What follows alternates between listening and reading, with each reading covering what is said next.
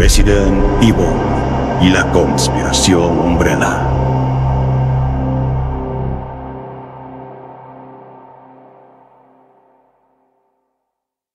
Capítulo 4.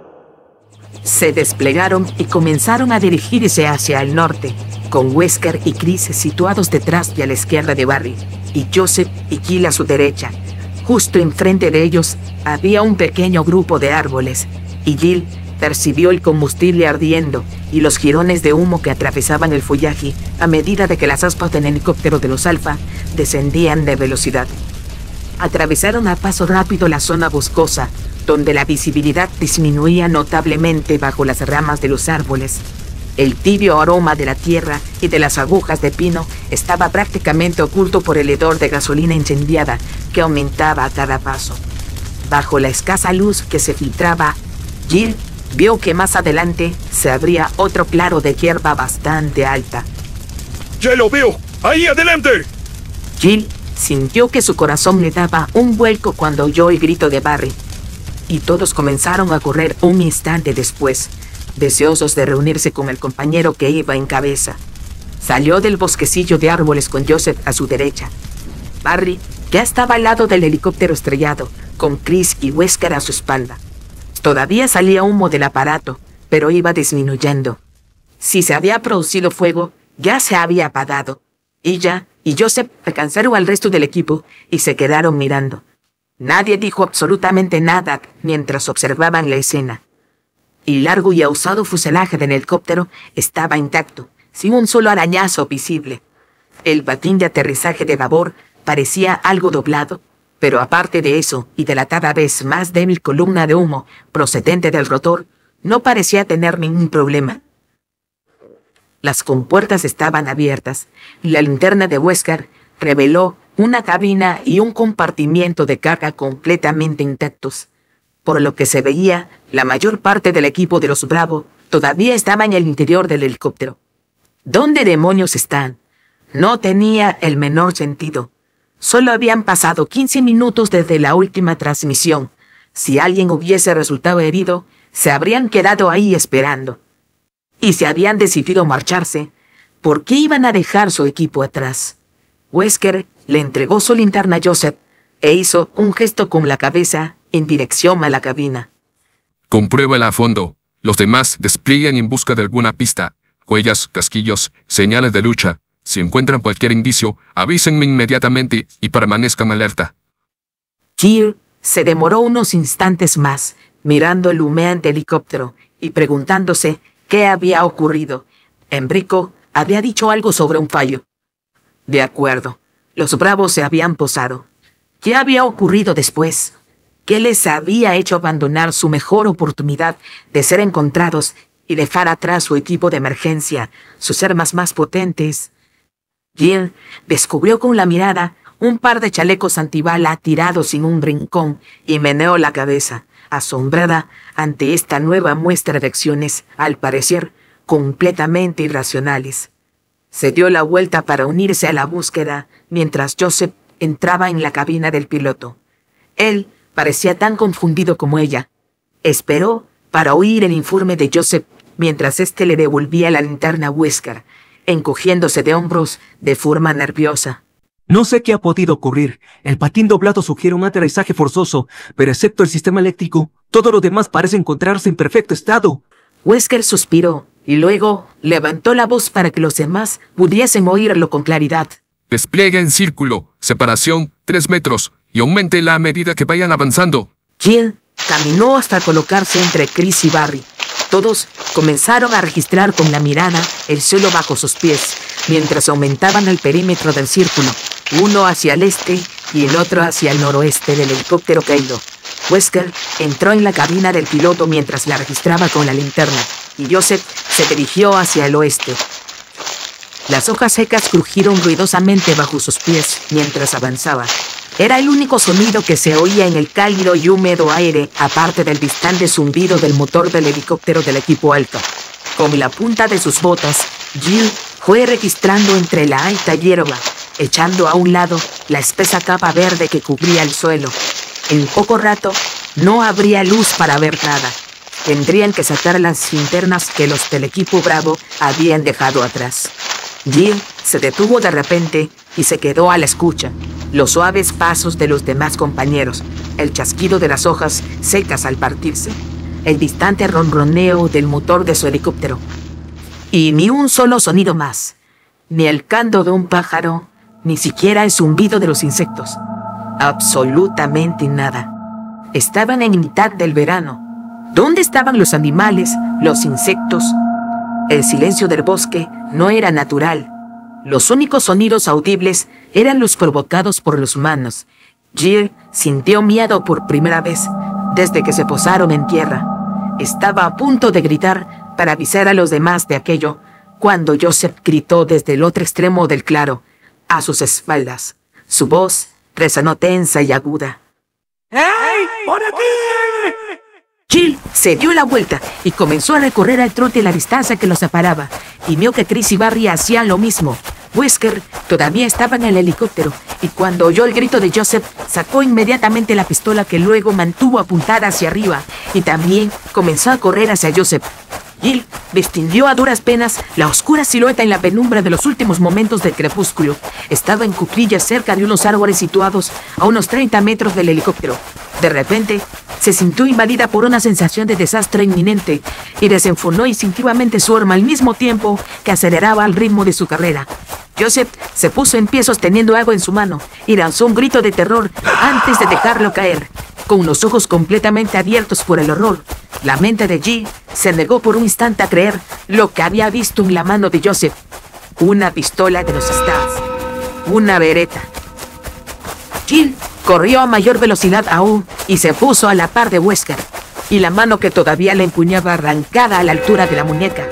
Se oyó un gruñido bronco y gutural a la espalda de Joseph y procedente de la oscuridad de los árboles, el sonido de un animal que gruñía, al que se le unió el agudo aullido de otro animal. Y, de repente, varias siluetas oscuras saltaron desde el bosque y se abalanzaron sobre Joseph, derribándolo.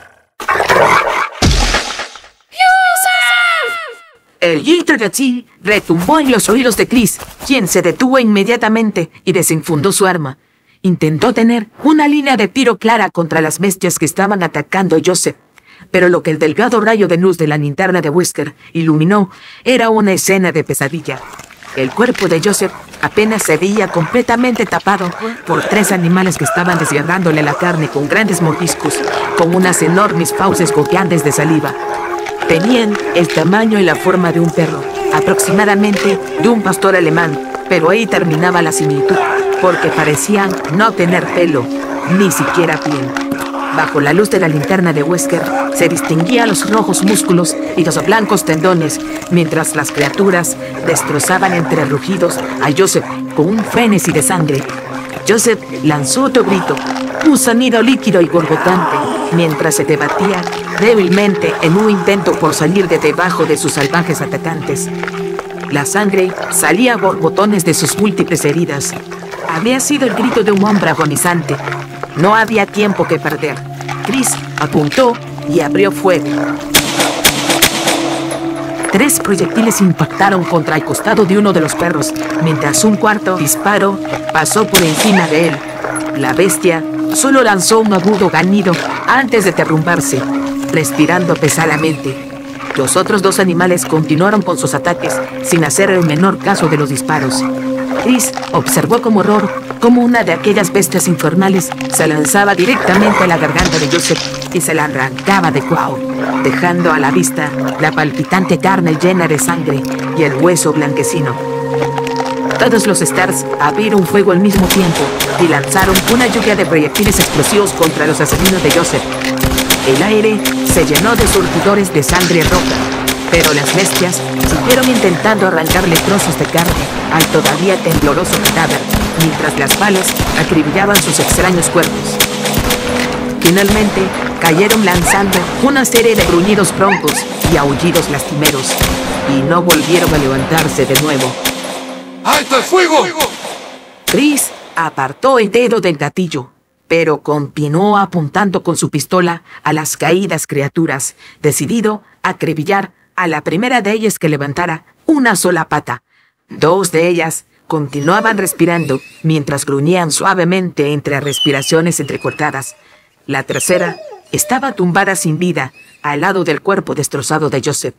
Deberían estar muertas. Deberían haber caído con los primeros disparos. ¿Qué son?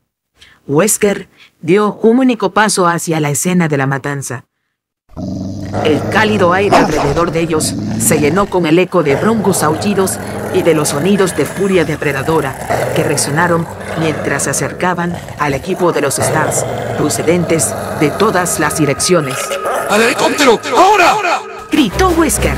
Chris empezó a correr con Barry J por delante de él, con Wesker protegiendo la retaguardia.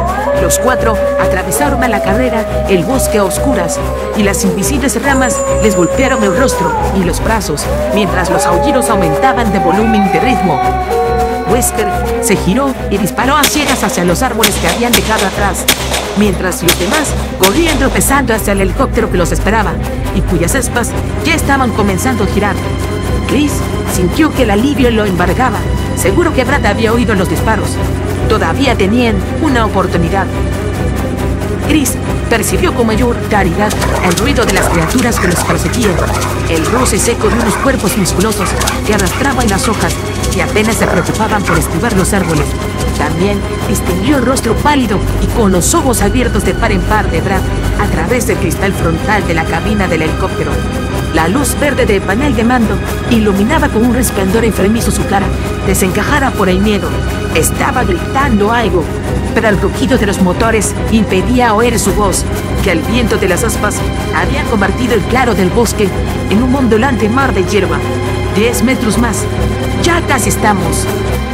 De repente, el motor del helicóptero aceleró y el aparato salió en aire, elevándose precipitadamente. Chris pudo distinguir un último atisbo del rostro de Brad. La única emoción que reflejaba era terror en su estado puro. El pánico incontrolable que lo dominaba mientras pulsaba botones y tiraba desesperadamente de la palanca de mando. ¡No! ¡No te vayas! Gritó Chris, pero los patines del helicóptero ya estaban fuera de su alcance. El aparato se lanzó hacia adelante y hacia arriba, alejándose de ellos a través de la oscuridad. Iban a morir. ¡Maldito seas, Pickard! Wesker se giró y disparó de nuevo, y su esfuerzo se vio recompensado por el aullido lastimero lanzado por uno de sus perseguidores. Había al menos otros 4 detrás de ellos y se acercaban rápidamente. ¡Continúen! Gritó mientras intentaba apuntar al mismo tiempo que ellos corrían tropezando. Los penetrantes aullidos de los perros mutantes los hacían correr cada vez más deprisa. El sonido del helicóptero se desvanecía a lo lejos. El cobarde de Vickers se lo llevaba y huía a costa del resto del equipo. Wesker disparó de nuevo. El proyectil pasó muy lejos de su objetivo y otra silueta sombría se unió a la manada que los perseguía. Los perros eran increíblemente veloces. No tenían ninguna oportunidad de escapar. A menos que... La mansión. ¡Giren a la derecha! ¡A la 1 en punto! Aulló Wesker, con la esperanza de que su sentido de la orientación permaneciera intacto. No podían dejar atrás a sus perseguidores, pero quizá pudieran mantenerlos alejados el tiempo suficiente para ponerse a cubierto. Se dio media vuelta y disparó el último cartucho del cargador. ¡Vacío! Sacó el cargador vacío y manoteó en busca de uno nuevo en su cinturón, mientras Barry y Chris se encargaban de cubrirlo, disparando por cada uno de sus lados contra la jauría que se aproximaba. Wesker metió un cargador lleno con una palmada, al tiempo que llegaban al borde del claro lleno de matojos y se metían de nuevo en otro grupo de árboles. Trastabillaron y esquivaron los árboles mientras tropezaban debido al terreno desigual, y los perros asesinos se acercaban cada vez más.